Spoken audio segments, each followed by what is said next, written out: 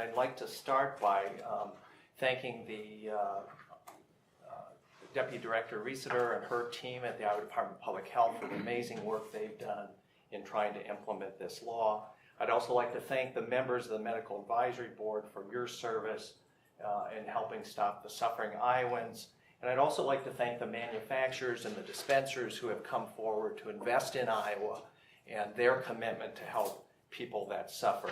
I've been a strong advocate for a comprehensive medical cannabis program over the past decade. Since 2014, I've spent literally hundreds of hours studying what's working across the country to provide benefit to suffering patients. I've met dozens of Iowans that suffer from debilitating conditions who have doctored with the best, have taken the most powerful drugs, and have petitioned our government for access to safe, legal medical cannabis. And really those are the stories, I think, of those patients that have brought us to this point today. After all, that is why we are here. You really have your work cut out for you to implement the worst medical cannabis law in the nation. Unfortunately, a defective law that come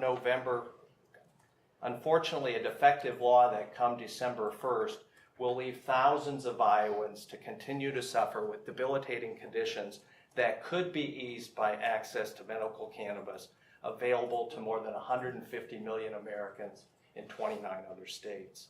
The false hope that this law creates for suffering Iowans is both cruel and unnecessary. One of the top responsibilities of the Iowa Medical Cannabidiol Advisory Board is to make recommendations on how to improve the program, something I hope that you will do.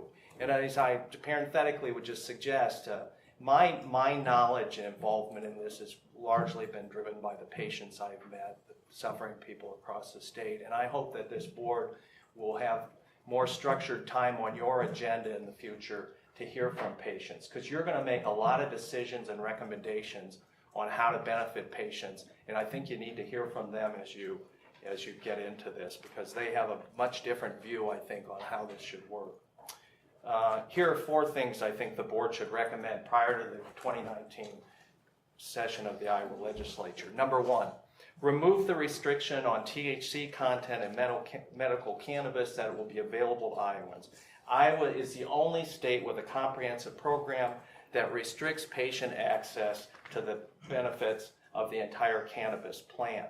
THC provides therapeutic benefits necessary to treat most of the medical conditions approved in the Iowa law. Without abolishing the THC limitation for patients will simply be wasting their money on medicine that won't help them. Number 2, recommend more debilitating medical conditions be included in the program.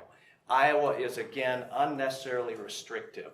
Iowans suffer from many, many conditions that could be benefited by having access to medical cannabis. There is no state interest served by forcing Iowans to break the law or move out of state to get the medical care they need.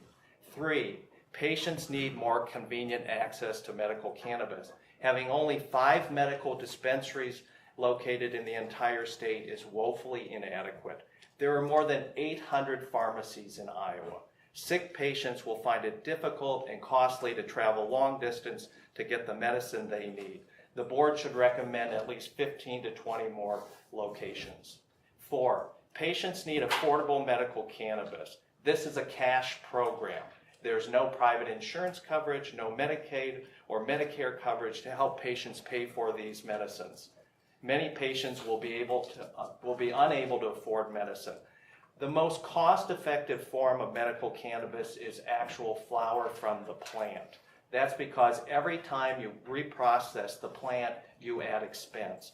I encourage the board to reconsider your opposition to allowing patients to have access to plant flowers.